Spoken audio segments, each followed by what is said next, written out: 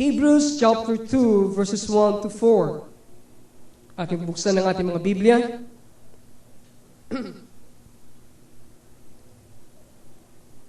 Hebrews chapter 2, verses 1 to 4. Okay. Siguro po lahat ng mga Biblia ay bukas na sa aklat na ito, kaya ating pong basahin in unison.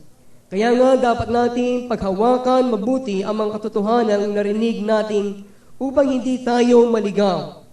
Ang salitang ipinahayag ng mga anghel ay napatunayang totoo, at ang bawat sumaway o lumabag dito ay tumanggap ng kaukulang parusa. Gayun din naman, hindi tayo makaiiwas sa parusa kapag hindi natin pinaghalagahan ang kaligtasan ito na napakadakila. Ang Panginoon ang unang nagpahayag ng kaligtasan ito, at ang mga nakarinig sa Kanya ang nagpatunay sa atin na ito ay totoo. Pinatunayan din ito ng Diyos sa pamagitan ng mga tanda at iba't ibang himala, at sa pamagitan ng mga kaloob ng Espiritu Santo na ipinamahagi niya ayon sa Kanyang kalooban. Sa umaga ito, mga kaibigan at mga magulang, pag-uusapan po natin ang paksang. Ito po ay patungkol sa mga kaaway ng ating mga nilalayon o mga hangarin.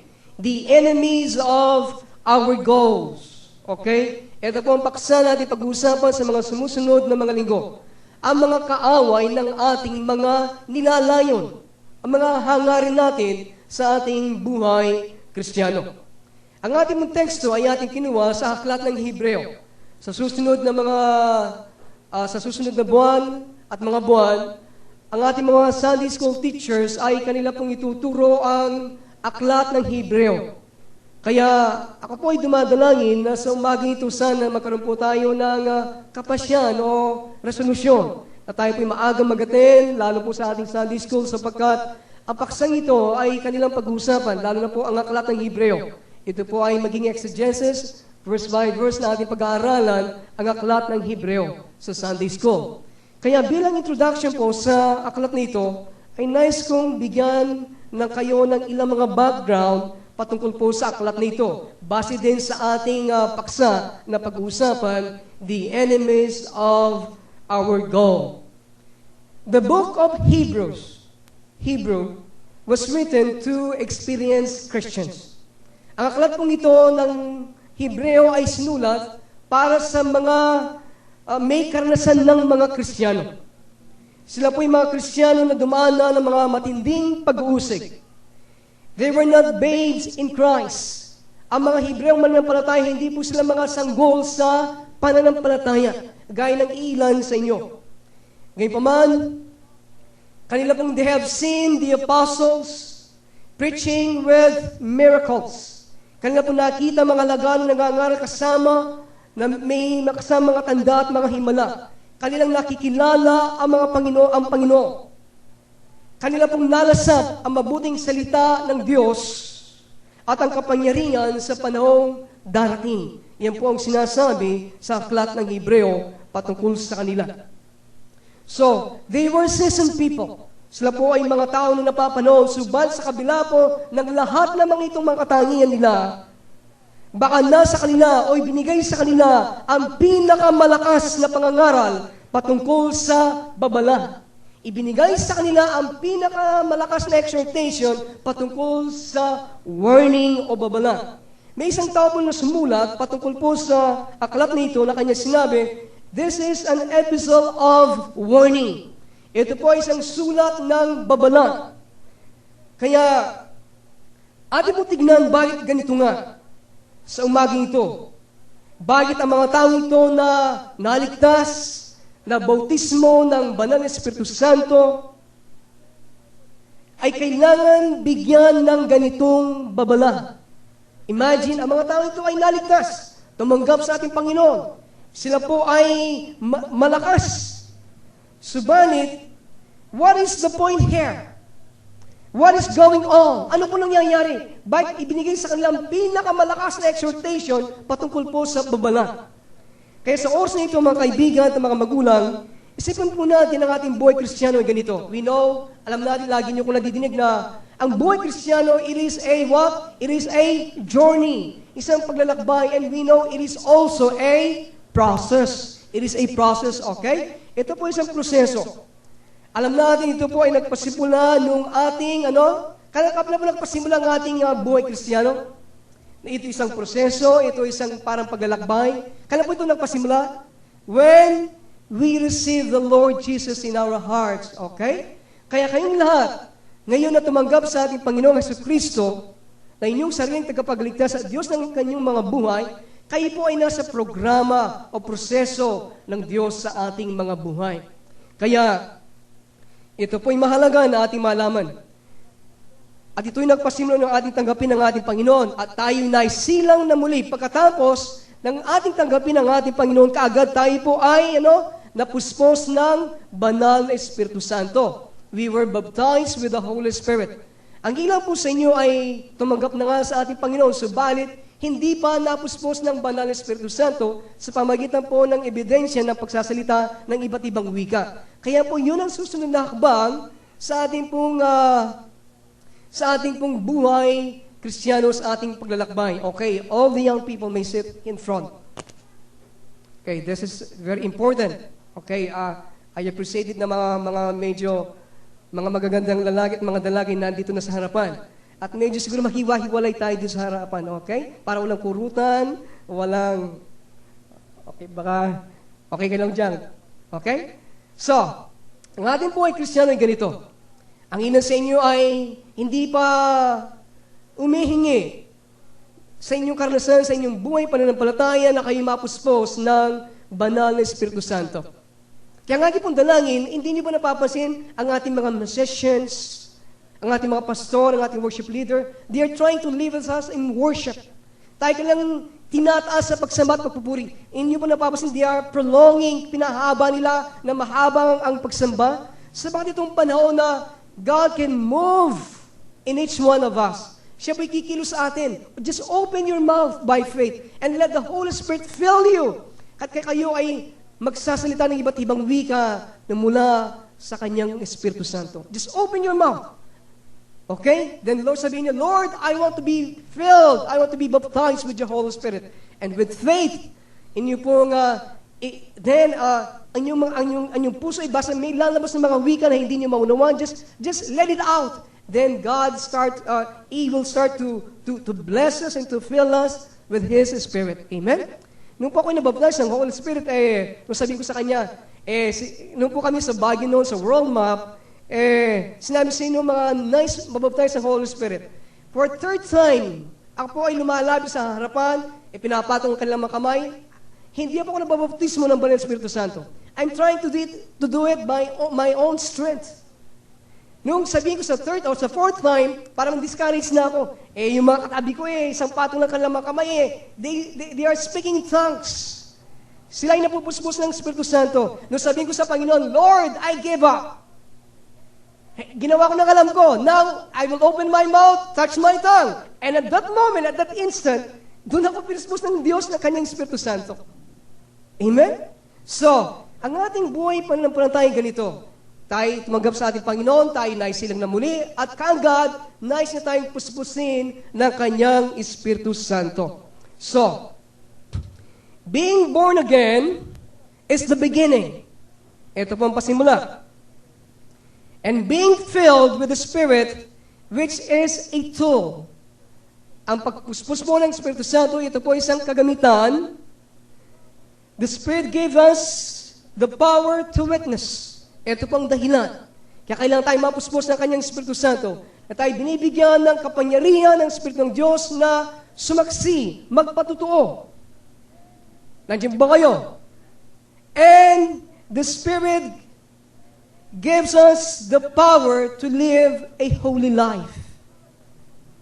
Binibigyan tayo ng kapangyarihan na makapamuhay ng isang banal na pamumuhay. Ito pong ginagawa ng Espiritu ng Diyos. Receiving the Holy Spirit is not a sign that we are mature. Okay?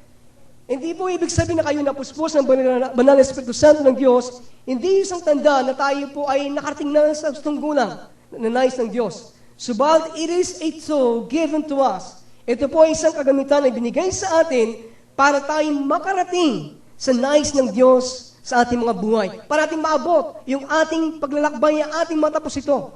Okay? Hindi po nakuha ang aking punto?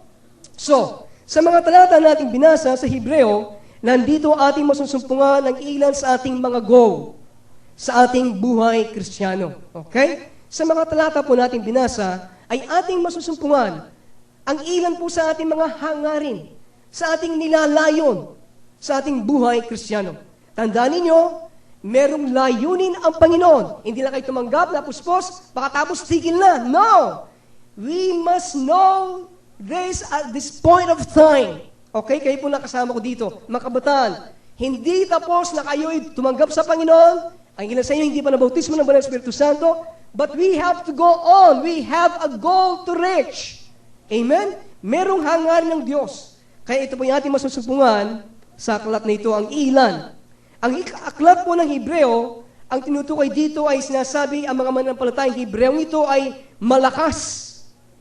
We see in the 10th chapter, sila po ay, inyo po mapapansin, they are strong in persecution. Sila po ay malalakas sa pag-uusig. Kung inyo pong babasahin ng Hebrew chapter 10, inyo po makikita na mga Hebreong ito ay kahit na kanilang mga hari-harian, kinuha, pinag-uusig sila, subat, hindi nila inilagay kanilang mga puso sa mga bagay nito na lumilipas. They are strong. Para bang aking nakikita ang ating nararanasan ngayon bilang iglesia? Tayo pinaintulad ng Diyos na pinag-uusig, subalit tingnan po natin ang kanilang mga katangian pa. They are so strong in persecution. Alam natin silang malakas nung sila po lumabas sa Egypto, lumabas sa sanglibutan, okay?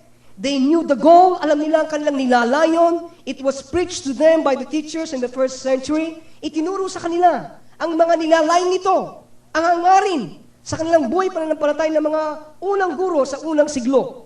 Maliwanag, they were in the bloom of visions and revelations. Sa panahon po ng mga Hebrong ito, sagana sila sa mga pangitain at mga kapahayagan ng salita ng Diyos. Alam niyo po pangitain? Visions, sinasabi in these last days, God will pour out His Spirit. And your young man shall say visions, ganito po, etc. Ang ilan po sa inyo, while worshiping God, you are saying visions. Lalo po dito sa ating iglesia, God has blessed us with visions. Ang ilan sa inyo, mga 10 or 10 people, while worshiping, you can see angels worshiping with us. These are visions. Okay? Sagana sila sa makapahayagan. You are receiving also the revelation of the Word. So, but they had grown cold and they were getting back to sin. Sa kabila ng lahat ng mga bagay nito na kanilang tinatamasa, sila po ay lumalago. Hindi sa pagkainit sa Panginoon, kundi lumalamig sila sa kanilang pananampalataya. This is our prayer. Kaya, lagi po natin panalangin, ask for rain in the time of the latter rain. Humingi kayo ng ulan sa panahon ng huling tagulan. Ito po sinasabi sa Zechariah 10:1. Iyan ba'y dinadalangin natin? At this point of time, kung hindi tayo napupuspos ng Espiritu Santo, so we need to praise and worship God. Sinasabi ng mga musicians, para may diferensya. How come the people cannot worship God at this point of time? Sinasabi ng Bible, hindi, guys, sa kapangpang, bagyang tunog namin ng instrumento, they are worshiping God. Bakit na yan hindi sila kapagpupuri? So I encourage the musician, lift them up. Maraming mga pasan ngayon, mga Kristiyano, maraming mga lalahanin. Subat sa lahat ng ito, we have the responsibility. Each one of you. So ito, alam niyo po, bago ko dumating, naghahanda nga yung mga puso. Last night, we have our devotion, preparing ourselves for the night. Hindi kami nagbababad sa TV. We spend time in worshiping. We spend time in prayer. Para pagising namin sa umaga, fresh ang aming isip, fresh ang aming kaisipan, ang katawan pa, para sa aming pakikinig, hindi kami natutulog, hindi kayo naglalayo ang inyong mga kaisipan, nag-wonder. Right at this moment, you are on your feet, listening to God's Word. And worshiping God. Kaya mga kaibigan at mga magulang, sa kabila ng mga kapahayagan na sinasabi ng Diyos, subat ng mga Hebreo ito, sila po'y lumalamig at nagbabalik sa kasalanan. Nagbabalik sa kasalanan. Kaya it is really the strongest New Testament book about the problem of falling away. Ito po isang aklat sa Bagong Tipan na malakas na sinasabi patungkol sa problema ng pagtalikod. The book of Hebrews has a lot to say about falling away. Marami siyang sinasabi patungkol sa pagtalikod ng maraming mga mananampalataya. So we have a problem with this goal at this point. Sa puntong ito, tanungin mo maraming mga Kristiyano sa iba't ibang iglesia, sana sa puntong ito, sa iglesyang ito, maliwanag na sa atin patungkol sa malayo ng Diyos sa ating mga buhay. Subalit, marami, siguro sa kalagayan ng marami ngayon, kahit sa mga kabataan nandito, mayroong problema sa goal na ito. Ano ito? Hindi ito ganong maliwanag sa atin. Ang problema ng mga nilalayang ito ay hindi maliwanag na sinasabi, ang mga panloob na goal na ito sapagkat hindi nila naunawan ang kanyang mga salita. Alam natin na gaya ng ating nakagisnan, naging goal o nilalayo ng church ay, naghihintay, tumanggap sa Panginoon, maghintay at sila makarating sa langit. Yon ang goal ng Christian. Makarating sa langit. Kahit naman sa pulpito, itong pinangangaral. Kailangan tumanggap ka sa Panginoon, tumanggap ka dito sa harapan, pagkatapos maglingkod ka. And then, hintayin mong rapture, pagkatapos pagdating ng rapture, kukunin ka, doon ka sa langit, sa walang hanggan, nagpupuri sa Diyos. Yun ang goal. Ito ang tradisyonal na hangarin na ipinapahayag hanggang sa kasalukuyan. Subalit ang ganito pong nilalayon na ibinibigay sa iglesia ay may kulang. Sa totohanan, hindi ito ang nilalayon na sinasabi ng Biblia. Ito nagdudulot ng kahinan. Hindi ka pwedeng manatili na real hat for the Lord with this goal. Imagine, tumanggap ka sa ating Panginoon, 15 years old ka, at makatapos pa ito ng Diyos, ikaw mabubuhay hanggang 80 years old. Ano mangyayari? Maghihintay lang ilang daang taon. Naghihintay ka, hindi mo alam kung anong gagawin, kung buka o lumakad ka. Sabihin mo, siguro mainam ako'y mamatay na at the age of 15. Then I will retire in heaven. Imagine, magre-retire ka at the age of 15, going to heaven, kasama ang mga gulang na doon, may gulang na. Anong gagawin mo doon? Ang musika pa lamang pababanat ka na. Gloomy. Nandiyan ba kayong ibig sabihin? Kayo ba nakakasunod? Ang nais mo sabihin, ngayon pa lamang, ang mga goal na ito ay hindi ito gano'ng maliwanag, kaya ang nangyayari, kailangan ka munang mamatay at pumunta doon sa kalangitan. Akala po ito ang goal. With this goal, you can keep up a real hat for Jesus. Meron po kami nakausap mga pastor. Ganito kanilang kalagayan. Ang iba ay nag-backslide because their goal is not clear. At nung po sabihin ng Diyos sa kanila, mga bagay natin pinag-aaralan, sabi niya, now I know, kaya mga bagay nangyari ito sa aking buhay, ay meron palang ginagawa ang Diyos sa aking panloob na puso at buhay. Now I have something to go on, sabi nila. Sana po sa inyo kayo na nakikinig sa kanyang mga salita, sana maliwanag na sa atin kung ano ang mga nilalayang ito. So akin na pong naituro sa inyo ang mga goals na ito sa ating buhay Kristiyano. Sa Hebrews chapter 1 and 2, ating masusupungan ng ilan sa mga goals na ito, ang mga nilalayon o hangarin sa ating buhay Kristiyano. Kung inyo po mapapansin, hindi po sinasabi na ating matatamo ang mga ito pagkatapos nating namatay. Listen. Ang mga goals na ito, kung niyo babasahin sa Hebrews chapter 1 and 2, hindi sinasabi mga goals na ito ay ating matatamo pagkatapos nating namatay. No! Actually, ang mga goals na ito sa inyong buhay, these are our inheritance. Okay? Nandiyan ba kayo? Ang mga nilalay ito ay ang ating mga mamanahin. So, first of all, ano po ang mga goals natin ito sa ating Christian life? First of all, we are called to be a son of God. Tayo tinawag upang maging mga anak ng Diyos. That means, ang ibig ko sabihin yan, to be in the image of Jesus. Na tayo po ay nasa wangis ng ating Panginoon to grow in the fullness of stature of maturity in His image. Ito po ang ibig sabihin ng pagiging anak ng Diyos. Na tayo lumago po sa buong kapuspusan ng pagkatao ng ating tayo makati sa ustong gulang sa wangis ng ating Panginoong Jesucristo. That is the first. Okay. The first and the second chapter of Hebrews is all about. Ito po ay patungkol sa sinasabi po na sa first and second chapter na Jesus has a name so much better than the angels. Na ang pangalan ni Jesus ay higit na hamak na dakila kaysa sa mga anghel. At kanya pong sinabi, dito sa chapter 2, marami siyang dinadalang mga anak sa kalwalhatian. Marami siyang dinadalang mga anak sa kalwalhatian. Read this book, it is so wonderful. Kaya, marami siyang dinadalang mga anak sa kalwalhatian. Sino po sila? Tayo. Kaya meron po nagsabi ng ganito, that the depravity of men has been preached to the point that is defeating.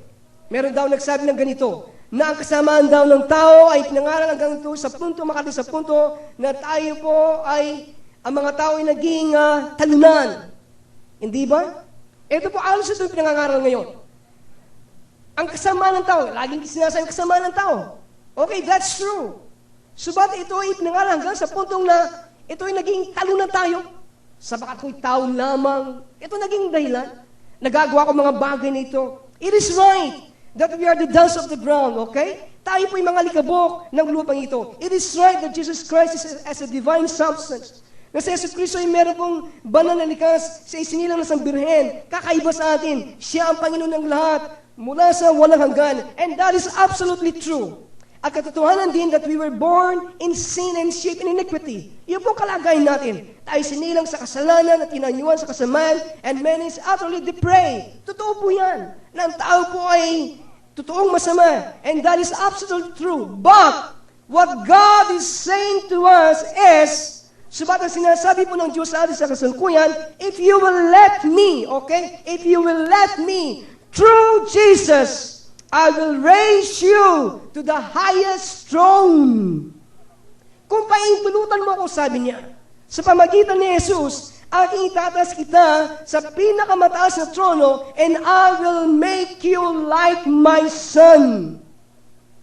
Gagawin kita katulad ng aking anak. I will make you a son. Gagawin kitang anak and give you a name greater than the angels. Bibigyan kita ng pangalan higit pa sa mga anghel. Dahil sinasabi po sa Hebrew, which of the angels said? Sa mga anghel kanina sinabi, thou art my son. Hindi niya sinabi ito sa mga anghel, na ikaw ay aking anak. And again it said, he is made unto like his brother. Siya nilikha, katulad ng kanyang mga anak. Sino siya? Si Jesus, nilikha siya katulad ng kanyang mga kapatid. Mga kapatid, tayo many times. Ito sinasabi. So, he is made unto like his brother. Hallelujah.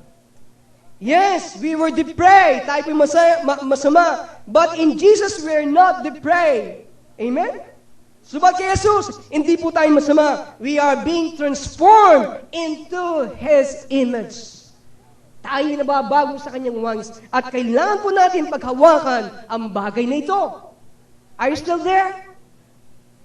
Nais ng Diyos na tayo paningtaas. Walang may dudulot na kalwalhatian sa Diyos kung tayo manatili sa kasamaan ng ito, sa ating kalagayan. He can raise us unto His image. He can do that. Okay? Kanya tayong likhain sa kanyang wangis. Hindi po limitado ang Diyos sa ating depravity. Hindi po limitado ang Diyos sa ating kasamaan. Is limited by unbelief. Siya'y limitado lamang sa pamagitan ng ating kawalan ng pananampalataya. Kaya what you become in God is limited only by your willingness to receive Jesus. Kaya mga kaibigan, tayo magiging sa Diyos ay maging limitado lamang kapag tayo po ay nasa ating kusang loob sa pagtanggap sa buhay ng ating Panginoong Jesucristo. The more you want Christ, the more you believe you will have more of Christ, then the more you will become like the Lord Himself. Amen? Kaya kung wala ka pa rin ng patay, you cannot become like this. Sabihin mo, dahil mo, ako'y tao lamang, you have lost. You have been defeated. Amen? Kaya huwag niyo sabihin yan. Ako'y tao lamang, kaya nagawa. No! That is defeating. Yes, we are depraved, tayo masama. Ang Panginoon has a divine substance, but through Him, sa pamagitan niya, we will be transformed in His image. Amen? Another goal here is to be ruler over all the works of God's hand. Ito po, isa pang ating nilalayon, ang nganin sa ating buhay Kristiyano. na tayo po ay maghari sa ibabaw ng lahat ng mga ginawa ng kamay ng Diyos. Nandiyan ba kayo? Ito po yung ating masusupungan sa pangalawang kabanata. Sinasabi, what is man? Thou hast made him a ruler. What is man? Thou hast made him a ruler. Ano ang tao? Ipinailalim mo sa kanya ang kapangyarihan ng lahat ng mga bagay. Pagkatapos mo sa 4th chapter, and this is very important, sinasabi sa 4th chapter, we have this expression, the rest of God. Sa 4th chapter, ay inyong masusupungan yung basahin yan, ang kapahingan ng Diyos. Hallelujah. Kaya, ito ang goal na tinutukoy po ng Hebrews. The rest of God, ang kapahingan ng Diyos. Tandaan niyo ang kapahingan ng Diyos, kailanman hindi ito ang kalangitan. Remember that. The rest of God is not heaven. Okay? Bakit sinasabi ng ilan? Saan ang heaven?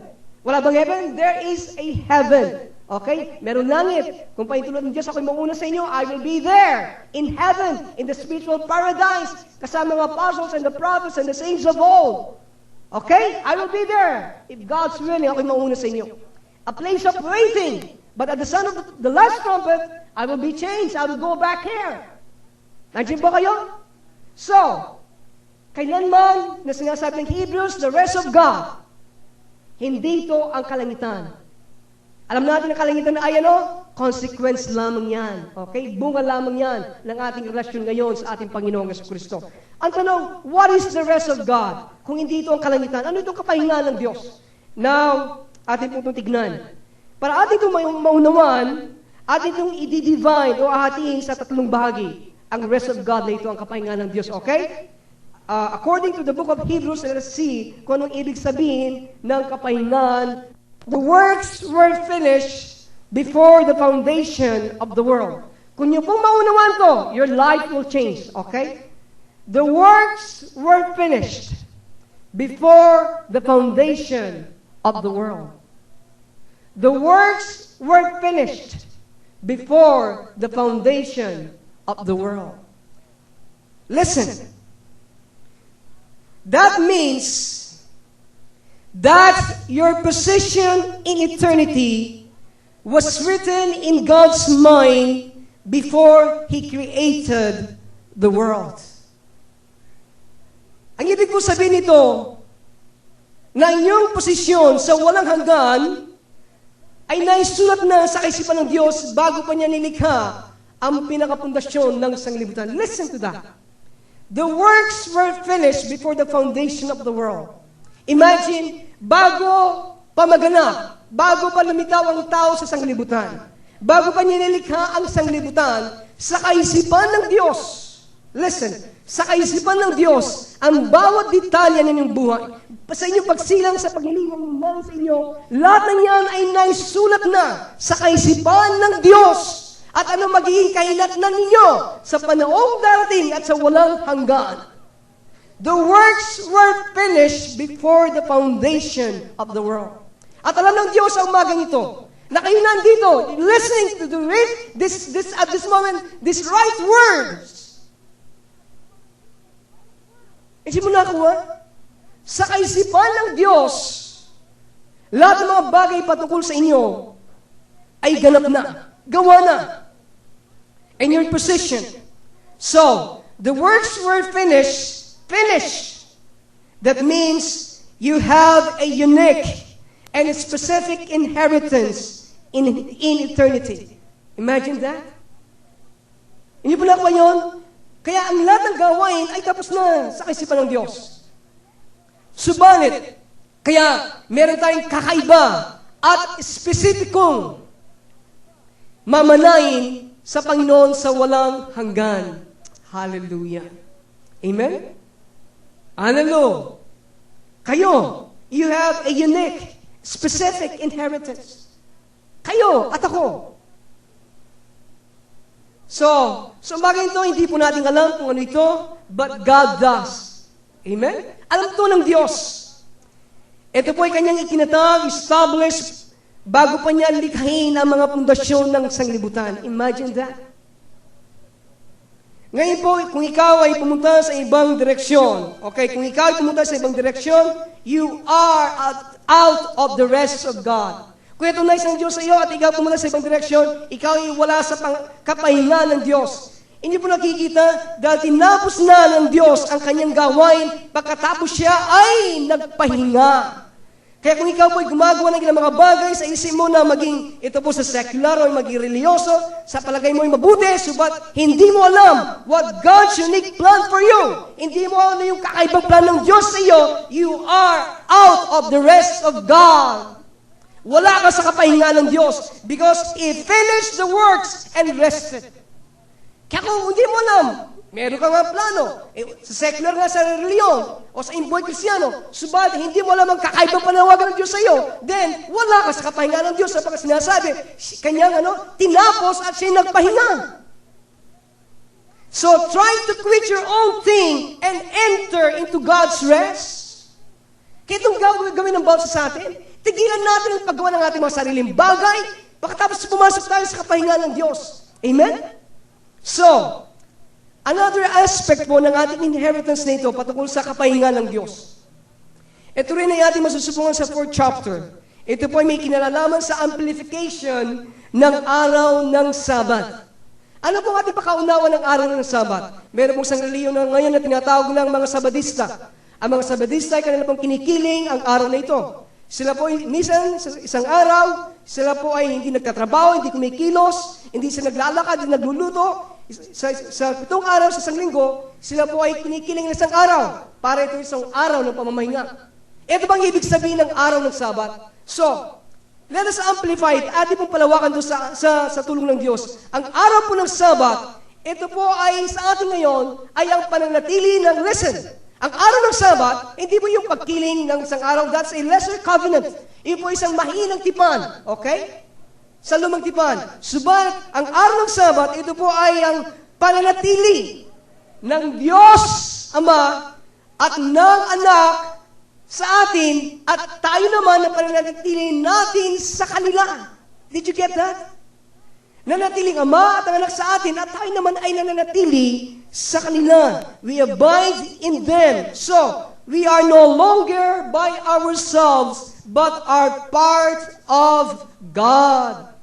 Kaya yun pong mangyayari. Hindi na tayo nag-iisa sa ating mga sarili, subat ang mangyayari, tayo po'y magiging bahagi ng Diyos. Lahat po na kaunawa ay magsabi ng Amen. So, ito ang ibig sabihin ng Sabbath day, ito ang ibig sabihin ng araw ng Sabbath, that we don't go around. Hindi po tayo umiikot dyan, punta doon, punta dito, doing our own thing. Ginagawa yung mga sariling kagustuhan natin. Libot doon, ginagawa mga sariling bagay. So, but we rest in God. Nandiyan ba kayo? Tayo po nagpapahinga sa Diyos. Kanya sinasabi kanya mga salita at ginagawa yung mga nakakalugod sa Kanya. Alam po ninyo mga kaibigan, lahat po ng nasa atin ay salungat sa bagay na ito. Sinasabi kanya mga salita, lahat nakakalugod sa Kanya, salungat din nasa atin. At tanong ng isa, saan ako doon? Kaya kapag yun ang tanong mo, nawawala ka sa kapahingan ng Diyos. Nandiyan po kayo? And finally, inyo po masusupungan, he mentioned Joshua and the land of promise. The same chapter, binanggit si Josue at ang lupang ipinangako.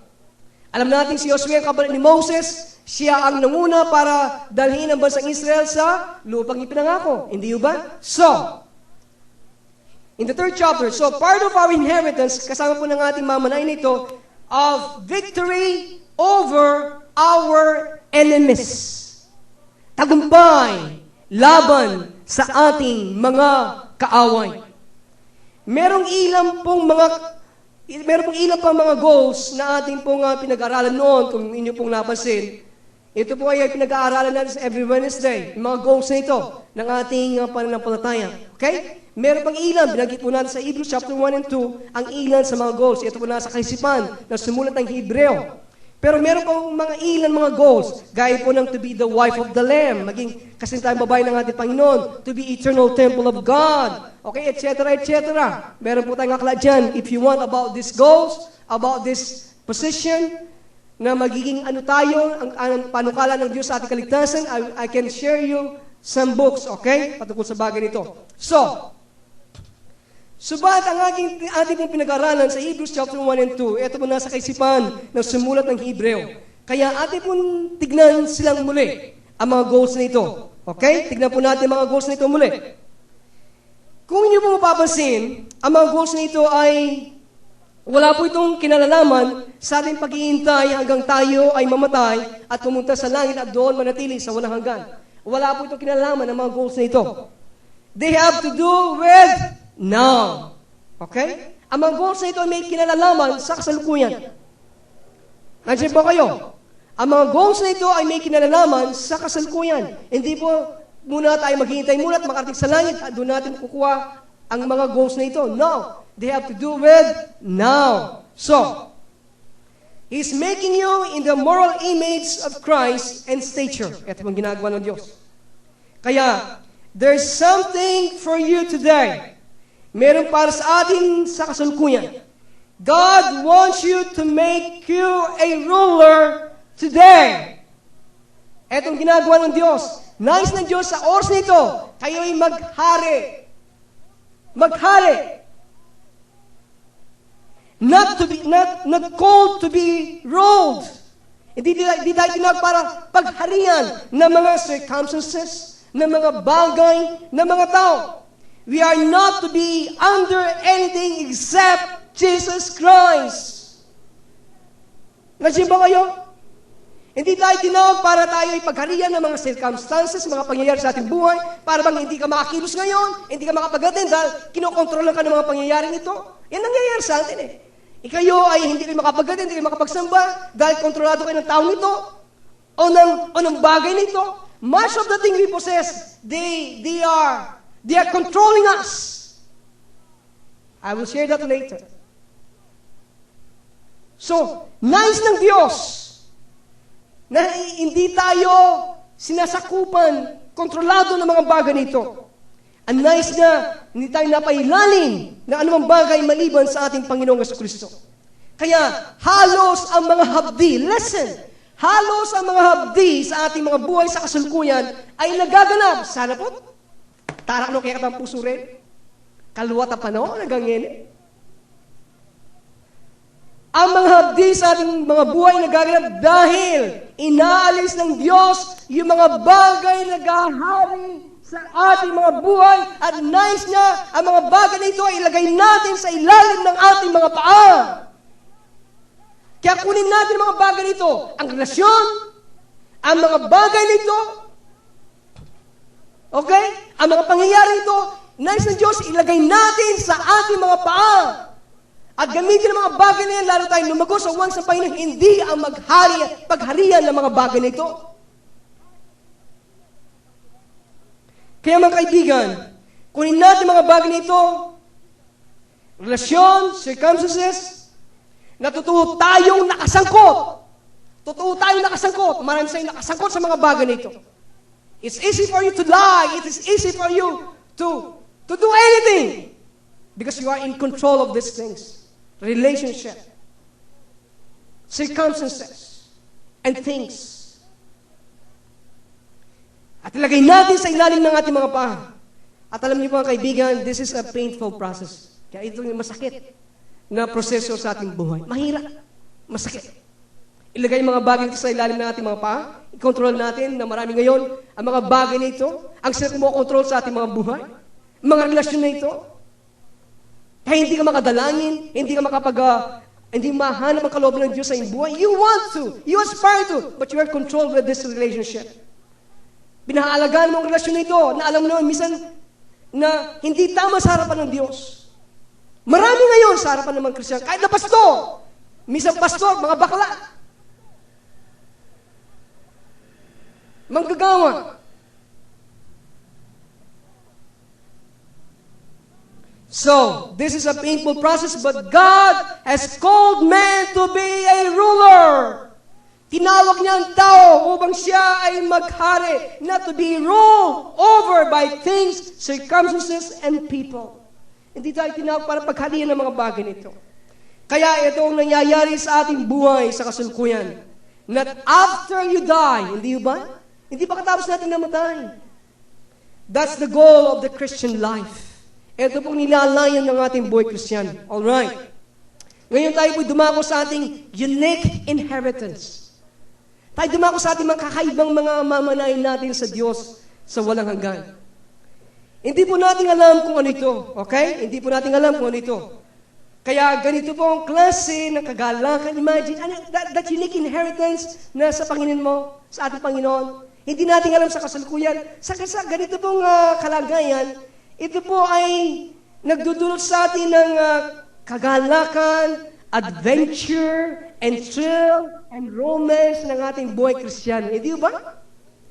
Kasi ganito po ang Diyos Hindi niya bibiglayin sa iyo Kasi po, alimbawa, gaya ngayon, ninanasan ng maraming mga Kristiyano makarating sa langit. Makita ka ng kalsadang ginto ang kanilang mga mansion. Alam po ninyo, kapag nakarating kayo doon, nakalipot kayo ng 2 beses. If you have seen one, you have seen them all. Hindi ba?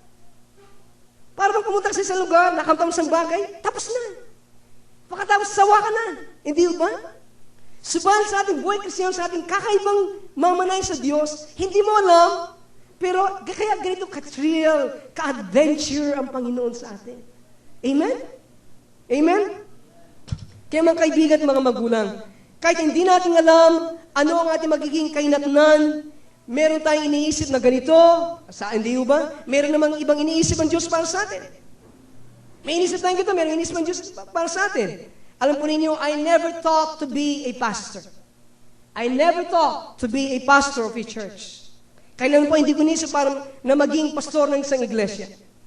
Gusto ko maging, nung ako'y bata, ay maging doktor. Dahil po sa amin noon, maraming squatters, ginagamot ko sila. Bumibili ako ng mga kit para sila gamutin. At nung ako'y lumaki na, nag-college kami ni Sister Karina, kumuha ko ng medical technology. Nag-graduate kami ng MD, nagtanong kami. Second year, wala po si Kristo sa amin noon. At noon, pagkatapos nag-business kami, ang nangyari, ay ako kumuha ng engineer. Pagkatapos, hindi ko natapos ang engineer, ako ay nakatapos ako ng mekaniko. Nakailingan ko mga sasakyan, nagbayasal ako ng sasakyan. Pero, to be pastor of a church, never! Maging pastor ng isang iglesia, kailan po hindi pumasok sa aking kaisipan. Yan ay salungat sa aking personalidad. Sapat ako'y pinalaki sa isang sulok. Sabi ng nanay ko, sa malaking bahay namin, sabi ni Teresa, ang gawin mo, gising umaga, arapin mo ang garden, putulin mo ang mga damo, damputan mo remuta, bengi, linisan mo yung balik. Mamipi ko, mamunot ko, ala pa ko sing polisher kanite. Ganun ako lumig. Huwag ka sumama sa anumang social gathering sa eskwela. Ang mahalaga, pag-uwi mo, bahay. Walang sama-sama sa mga program na yan sa church o sa iglesia o sa eskwelahan. Yun po bawal sa amin. Kaya ako lumaki na merong inferiority complex. Kaya magsalita ng ganito? Never! Kaya nung una pong mangaral mag-sharing lamang hindi ko natatapos Kaya, alam po niyo mga kaibigan, gusto ko maging ganito. Marami tayong gusto na maging subal sa totoo, hindi natin nakikilala ang ating mga sariling mga puso. Hindi ba? So, God has a unique destiny for you. Merong kakaibang kainatnan ng Diyos para sa iyo. So, sinasabi, the works were finished before the foundation of the world. Ang gawain ng Diyos ay kanyang tinapos bago pa inilagay niya ang pundasyon ng sanglibutan. Alam ng Diyos kung saan kanya nais ilagay. Okay? Kaya, pali po, alam ng Diyos kung saan kanya nais ilagay. Kaya, God is preparing you. Amen? Gaya ni previous last Sunday, like Joseph, God is preparing us for that position. At inyong bahagi ay yung dapat nating abutin. Okay, ang ating bahagi dapat nating abutin dahil marami tayong mga kaaway. Kaya aking pong babanggitin ang mga kaaway na yan mamaya-maya. Ang mga bagay na ito ang sila pong pumipigil sa atin para hindi tayo lumago sa moral na wangis ni Jesus. They are trying to prevent you in your unique inheritance. Pinipigilan tayo na huwag maabot ang ating kakaibang mamanayan nito. Kaya, kung ang araw ng Sabat ang pag-usapan, ang kapahingahan ng Diyos, ito po ang paraan kung paano tayo namumuhay. Okay? Kung araw ng Sabat ang pag-usapan, ito po ay may kinalaman ang paraan kung paano tayo namumuhay. We don't keep one day of 7. That's under the lesser covenant, gaya na nasabi. We have the Sabbath day fulfilled in us. Listen, ang araw ng Sabat ay natutupad sa atin when we cease doing our own works. Amen? Kaya ang araw ng Sabat ay nagaganap sa ating buhay kapag tayo po'y tumitigil na. Tumitigil sa pag-aanap at paggawa ng ating mga sariling mga gawa at mga bagay. Ano po yan?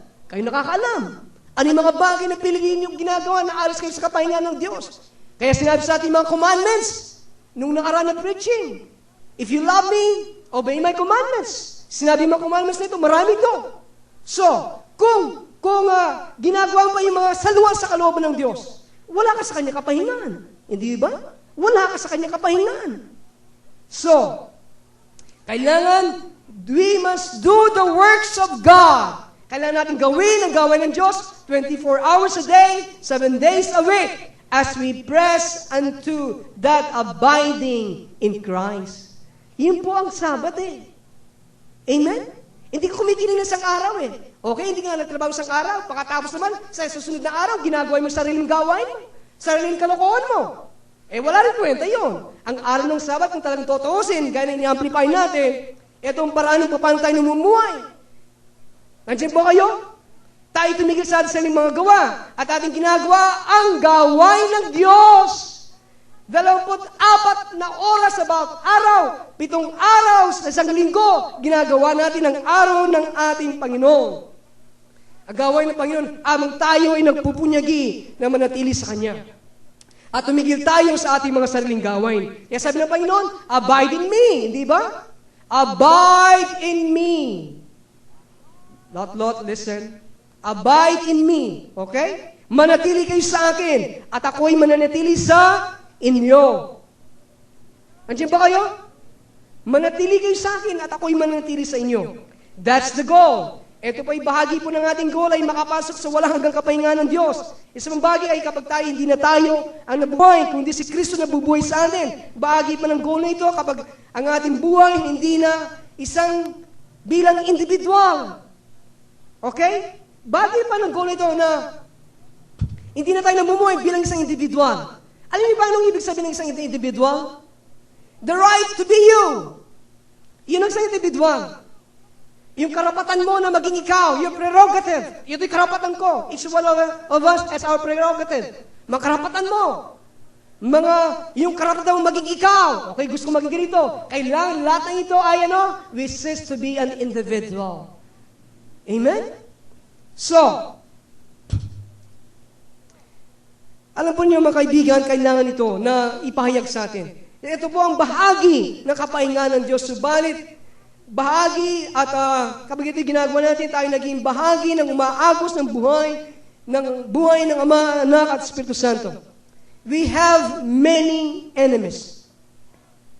Listen, we have many enemies.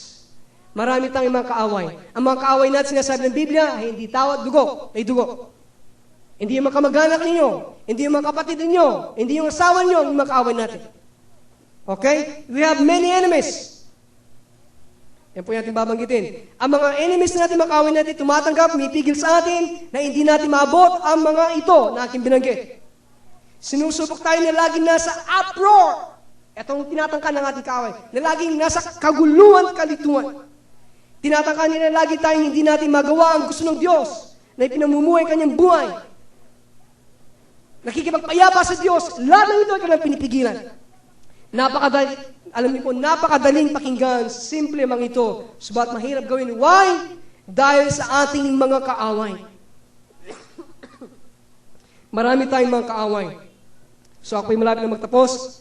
And then finally, God wants us to have victory. Amen? God wants us to have victory. Nais ng Diyos na tayo magkaroon ng tagumpay. Ang aklat po ng Hebreo ay patungkol sa bagay nito. Tagumpay laban sa kasalanan. That's one of the enemy, is sin. Kaya sinasabi po sa Hebrews, you have not resisted unto blood against sin. Hindi ba? You have not resisted unto blood against sin. Striving against sin. Hindi pa tayo mahantong sa pagdanak ng inyong dugo, sa pakikitunggali ninyo sa kasalanan. So sinasabi, you have to strive against sin. Kailangan tayo magpagtunggali laban sa kasalanan. Nandiyan ba kayo? So,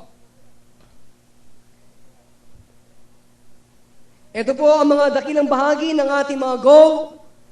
Anais kong ulitin, these are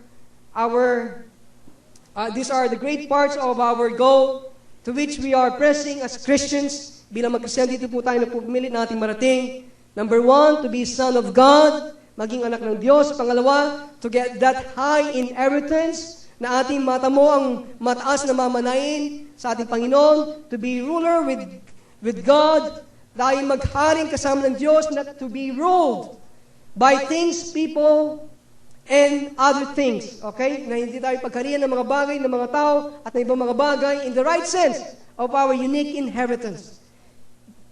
What God has meant us to be. Fourth, to abide in Christ. Tayo po manatili kay Kristo kesa lumalakad sa ating sariling individual. Trying to use God. Trying to get God to do something. Ito po kasi yung ginagawa ng maraming Kristiyano ngayon. Tinatagang makuha ang Diyos na gumawa ng mga bagay. Use our faith to get God to do something. Gamitin natin pananampalataya na makuha ang Diyos na gumawa ng mga bagay. That is not abiding in Christ. Hindi po yan ang pananatili sa Diyos. That's trying to use God po ang paggamit sa Diyos. That's a person who is trying to use faith to get God what He wants. Kaya, ito po sa tao na tinatangka niyang gamitin kanyang pananampalataya para makuha niyang Diyos na gawin ang kanyang gusto. Hindi po ito ang ating dinidin. Okay, there's time for faith. Meron pong panahon sa pananampalataya. Kung meron pong maling nangyari sa ating mga buhay, pumasok ka doon at gamitin natin ang ating pananampalataya. Baka ang diablo kami kagagawa nito, hindi sa Diyos. Subalit sa mga ito mga kaibigan, kung ikaw ay Kristiyano, listen to this. Kung ikaw ay Kristiyano, meron kang goal, okay? Meron kang nilalayon. Meron kang malaking o gustong gawin at hindi naman ito makasalanan. It is a righteous goal. Marami po sa atin ganito kalagayan. Ito isang matuwid na nilalayon sa abot nating alam. Walang mali sa hangarin mong ito. Kaya dapat mo pong gawin ay, okay, kung meron kayo ito, yung mga kalagayan natin, ang dapat natin gawin ay, you keep on praying about that. Okay? You keep on praying about that. Praying about that. Idalangin mo yan.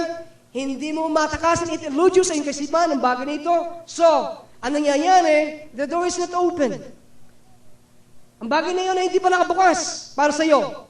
Ang mangyayari kapag hindi ito nakabukas sa iyo, don't get it. Okay? Huwag mong sipain para ito mabukas. Don't blame people. Huwag mong sisiyan ng mga tao. Don't lose your victory. Huwag mong mawalan yung tagumpay. Don't lose the sweet presence of the Spirit of the Lord. Huwag mong ayan na mawala mong matamis na presensya ng Panginoon. Dahil sa isip mo, ang diablo, ang mga tao, ang humahadlang sa iyo. Kaya hindi mo magawa ang mga bagay nito. Listen! They are not hindering you. Hindi sila mga pumipigil sa iyo. Baka ang totoong nangyayari, ang Diyos ay nagbubukas ng ibang bintuan para sa iyo. Nandiyan ba kayo?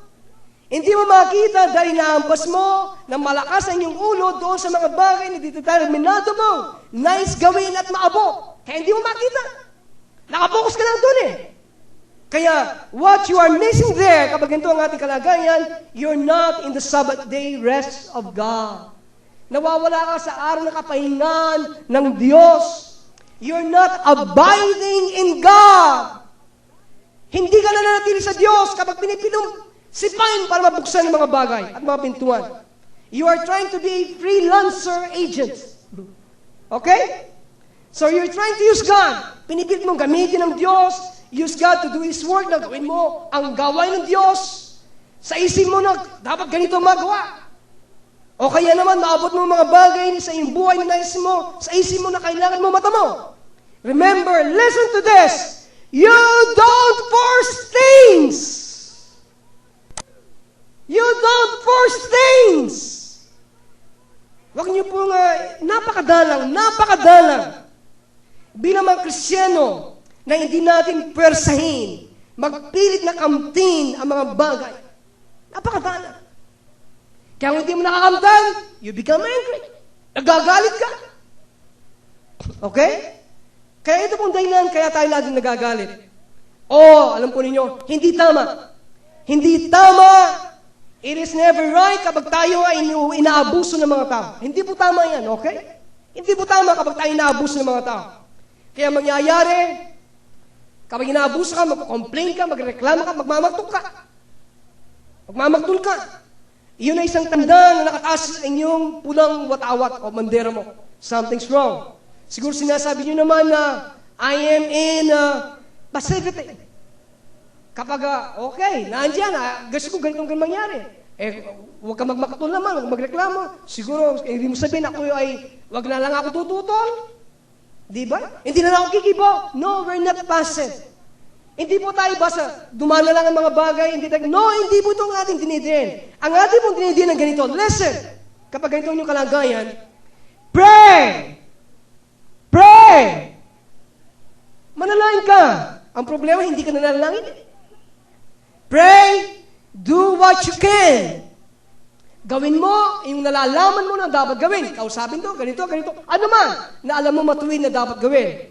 Secondly, but after you have done all, pag ginawa mo ng lahat ng mga bagay, the door hasn't opened. Ang bagay na hindi pa nabuksan, don't second guess God. Okay? Don't second guess God kapag ang pintuan ay hindi pa nabuksan. Baka ito ang dahilan, baka siya ang dahilan, baka ito. No! Don't second guess God. Okay? Taglay ng Diyos ang lahat ng kapangyarihan. Listen to that. Taglay ng Diyos ang lahat ng kapangyarihan. Maging sa tao, demonyo, impyerno, lahat ng bagay, God can do as He will anytime. Magagawa ng Diyos ang kanyang kahit gusto sa anumang oras. Nothing can stop Him. Walang makakapigil sa Ama. Kaya kapag ginawa mo na ang lahat mong makakaya, pinakamabuti, you pray, hinanap mo ang Diyos, at ang pintuan ay hindi pa nabubuksan, magtiis ka muna. Okay? Sit in your prison. Baka ikaw ay nilalagay ng Diyos sa iyong bilangguan. Marami sa atin ngayon ay nasa mga bilangguan. Nakasara dito, ibalik niyo ako. Nandiyan ba kayo? Pagkatapos, anong dapat natin gawin? Watch habang ikaw ay nakaupo sa bilangguan ng Panginoon. You watch, ikaw po ay magbantay. Huwag po kayo magbantay sa kritisismo. Huwag kayo mag-ministry ng criticism. Magbantay kayo sa kamay ng Diyos. Nandiyan ba kayo? Okay, you watch. So, ito pong ginagawa ng Diyos sa atin ngayon sa ating mga buhay. Kapag natin ginawa ito, ang pinakamabuti, you pray, inanap ang Diyos, ang pintuan hindi pa nabuksan, nagtiis ka, nasa bilangguan ka, nagbabanay ka, at ahiyan mo ang Diyos ang magbukas ng pinto. Amen? Hayaan mo ang Diyos magbukas ng pinto. When He open it, kapag kanyang binuksan ang pintuan na ito, you thank God. Hallelujah. Kapag binuksan ng Diyos ang kanyang pintuang ito, pasasalamatan mo ang Diyos at sasabihin mo, pinasasalamatan kita, O Diyos, na hindi mo pinaintulot ang aking kaparaanan. Pinupuri kita. Ang iyong kaparaanan ay mas mabuti. So much better, Lord. Mas mabuti o di hamak ang kaparaanan. At tamang-tama para sa akin at ito nagdulot sa akin na hindi ko pa naranasan at nalalaman pa. Para naalam ko ito ay nalalaman noong una at ito pa rin para sa akin. Amen? Masisigaw mo ito sa Diyos. How glad I am. I did not force things. Napakasarap po nun. Anong kagalakan na sa aking puso na hindi ko pinwersa. Pinili na kamti ng mga bagay nito. Kaya don't force things. Amen? Kaya sinasabi po ng kanyang salita, the wisdom is first, the wisdom above is first pure and peaceable and gentle and easy to be entreated. Yan po sinasabi ng Biblia. Na sinasabi, ngunit ang karunungang buhat sa itaas ay unang-unay malinis, saka mapayapa, banayad, mahinahon, mapagbigay. It is not harsh. Hindi po ito magaspang, mabaksik, walang dalang anumang takot o sindak, o animosity o pagkapot sa mga tao. Ito ay matuwid at ito ay maagos sa pag-agos ng Diyos. And no one can stop the Father. And no one can stop the Father. At wala makakapigil sa Ama sapagat God is God. Ang Diyos ay Diyos. Kapag kanyang binuksan, no one can stop Him. Hallelujah. Kaya hayaan po natin ang mga visa natin, okay? Ang mga ganito mga bagay natin, huwag niyong persahin. Amen? Nandiyan ba kayo? So, ating pong itutuloy sa susunod na kabanata. Tayo pong lahat ay manalangin.